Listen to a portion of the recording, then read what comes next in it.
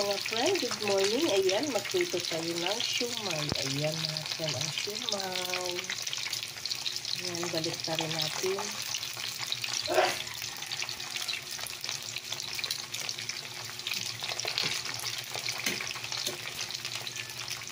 Balik na tumaluto mga friend, kasi luto na siya.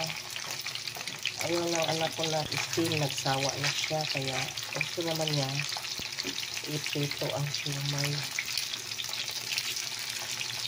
Aga tayo nagluto mga friend.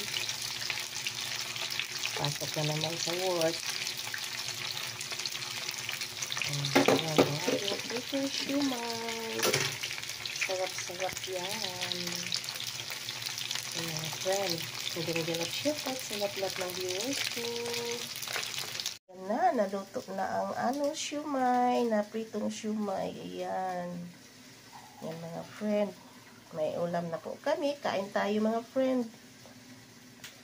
Yan ang ating pritong siumay.